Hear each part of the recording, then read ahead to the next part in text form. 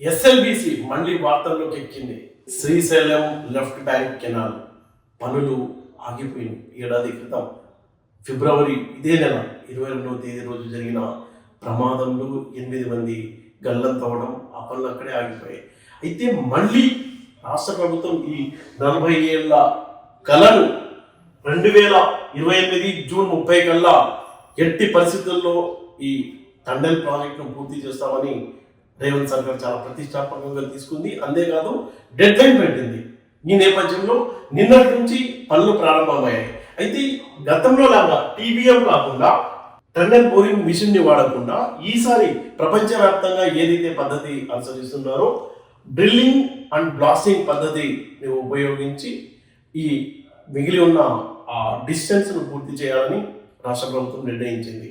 అయితే నిన్న మంగళవారం నాడు జరిగిన బ్లాస్టింగ్ లో దాదాపుగా 3.5 కిలోమీటర్ల మేర అక్కడ రాతిని డ్రిల్ చేసి మందుగుండు పెట్టి బ్లాస్ట్ చేసి ఆ మట్టిని అదంతా తొలగించారు. నల్లగొండ జిల్లా దేవరకొండ సమీపంలో జీవిగూడెం వద్ద అది 20 అవుట్లెట్ పాయింట్ 20.435 కిలోమీటర్ల దగ్గర ఈ రాయిని డ్రిల్ చేసి బ్లాస్ట్ చేశారు. దాదాపుగా మనం చెప్పుకున్నట్టు 3.5 కిలోమీటర్లు. అయితే ఈ ప్రక్రియలో ఇంటర్నేషనల్ ప్రక్రియ సేఫ్గా ఉంటుంది. అయితే పనులు చాలా నెమ్మదిగా జరుగుతాయి. ఆ నేపథ్యంలోనే గతంలో ఈ పనులు తొందరగా కంప్లీట్ చేయాలి అని ఈ టెక్నాలజీ అంటే అత్యంత ఆధునికమైన యంత్రాలు కోట్ల రూపాయలు ఖర్చు పెట్టి తీసుకొచ్చిన అవి ఫెయిల్ అవడానికి ప్రధాన కారణంగా మనం ఏం చెప్పుకోవచ్చు అంటే అక్కడ ఆ వాతావరణం అనుకూలంగా, భౌగోళిక పరిస్థితులన్నీ అనుకూలంగా లేకపోవడం వల్ల టీబీఎం ఈ టన్నెల్ బోరింగ్ మిషన్స్ ఫెయిల్ అయినాయి. ప్రధానంగా అక్కడ భారీగా సీపేజ్ చేరడం, రాతి స్వభావం, అక్కడున్న బండరాయి యొక్క స్వభావం అనుకూలంగా లేకపోవడం, మెయింటెనెన్స్ సమస్యలతో ఈ మొత్తం టీబీఎం ఏదైతే వాడారో ఆ ఫెయిల్ అయిపోయింది. ఫెయిల్ అయిపోవడం, దాదాపుగా 8 మంది గల్లంతవడం, వాళ్ళ ఆచూకీ కూడా తెలుసుకోలేకపోయారు. దారుణమైన విషయం అది. ఈ సంఘటనతో ఈ గత ఏడాది ఫిబ్రవరి 22 రోజు జరిగిన సంఘటనతో పనులన్నీ ఆగిపోయాయి. అయితే ఈ 40 ఏళ్ల కళ అసలు ఈ ప్రాజెక్ట్ ఏంటి, ఈ ప్రాజెక్ట్ ఎప్పుడు స్టార్ట్ అయింది, దీనివల్ల వచ్చే బెనిఫిట్స్ ఏంటో నేను మీకు చెప్తాను. ఇదేం కొత్త ప్రాజెక్ట్ కాదు. 40 ఏళ్ల క్రితం అంటే 1983లో ఈ ప్రాజెక్టు సంబంధించిన ప్రతిపాదన చేశారు. 90లో పనులు ప్రారంభమయ్యాయి. ఆ తర్వాత 2004లో కొత్తగా ఒక ప్రణాళిక చేశారు.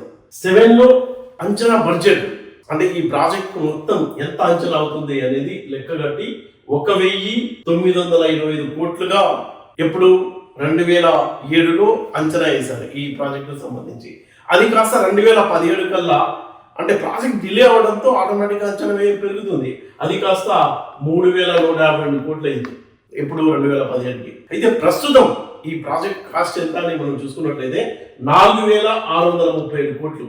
అయితే అందరికీ డౌట్ వస్తుంది, ఇప్పటి వరకు 40 ఏళ్లలో ఎంత ఖర్చు పెట్టారంటే 2645 కోట్ల రూపాయలు ఖర్చు పెట్టారు. అయితే మనం ఇక్కడ చూసుకోవాల్సింది ఏంటంటే ఈ మొత్తం ఈ టన్నెల్ ఏదైతే ఉందో శ్రీశైలం పక్క నుంచి అలాగే మన్నేవారిపల్లి నల్గొండ జిల్లా మొత్తం టన్నెల్ పొడవు 43 కిలోమీటర్ల 931 అంటే దాదాపుగా 44 కిలోమీటర్లు అనుకోవచ్చు, కొద్దిగా తక్కువ ఉంది.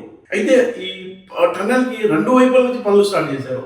శ్రీశైలం వైపు నుంచి 13 కిలోమీటర్ల 93 కిలోమీటర్ల వరకు కంప్లీట్ చేశారు. అటు నల్గొండ నుంచి మన్నేవారిపల్లి నుంచి 20 కిలోమీటర్ల 43 పాయింట్ల వద్ద వరకు పని అయింది. ఇక మిగిలిందంతా కేవలం 9.9 కిలోమీటర్లు అనుకోవచ్చు మనం, 9.5559 కిలోమీటర్లు. అది కనుక కంప్లీట్ చేసుకుంటే మొత్తం ప్రాజెక్ట్ కంప్లీట్ అయిపోతుంది, అద్భుతం అయిపోతుంది. దక్షిణ తెలంగాణకు ఒక అభివృద్ధిలో ఇది చాలా కీలకమైన ప్రాజెక్టు, మొత్తం స్వరూపాన్ని మారుతుందని ఖచ్చితంగా చెప్పవచ్చు. అలాంటి ప్రాజెక్టు అంటే అక్కడ వాతావరణం అనుకూలంగా లేకపోవడం, అక్కడ భౌగోళిక పరిసరాలు సరిగా లేకపోవడం, రాతి స్వభావం సరిగా లేకపోవడం, ఆ పాయింట్ దగ్గర ఏమైందంటే కూలిపోయింది. ఆ కూలిపోవడంతో జరిగిన నష్టం అందరం చూసాం.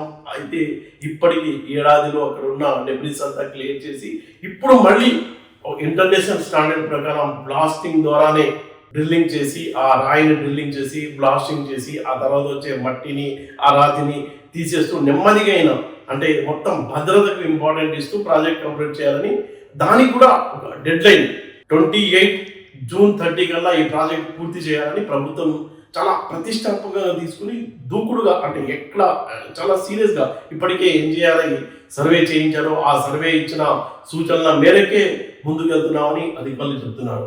ప్రభుత్వం చెప్తున్నట్టు ఈ 40 ఏళ్ల కళ కనుక పూర్తి అయితే శ్రీశైలం బ్యాక్ వాటర్ ని ఈ టన్నెల్ ద్వారా తీసుకురావడం ఈ ప్రాజెక్ట్ యొక్క లక్ష్యం.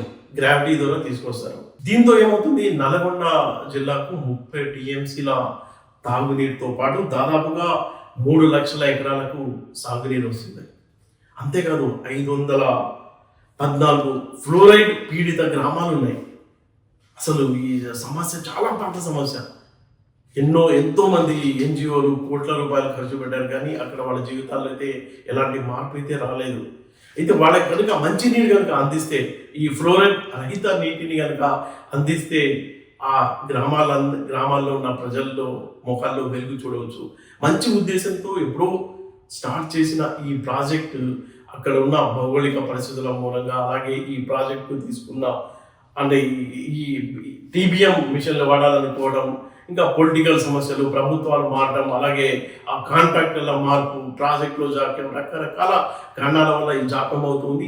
నిజంగా ఈ 9 కిలోమీటర్ల డిస్టెన్స్ కనుక పూర్తయితే అక్కడ ఫ్లోరైడ్ పీడిత గ్రామాల్లో జనమంతా బాగుపడతారు, హెల్దీగా తయారవుతారు.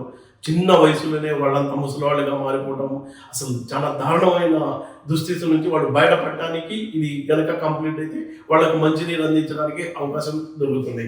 దాంతోపాటు హైదరాబాద్ కూడా మంచినీరు ఇవ్వాలి అన్న లక్ష్యంతోనే అప్పట్లో ఈ ప్రాజెక్ట్ స్టార్ట్ అయింది. ఇది కేవలం ఒక కాలువలా చూడొద్దు, దీన్ని మొత్తం దక్షిణ తెలంగాణ ఆర్థిక అభివృద్ధిలో, మొత్తం ఆ ప్రాంత అభివృద్ధిలో చాలా కీలకంగా మారుతుందని ఖచ్చితంగా చెప్పుకోవచ్చు.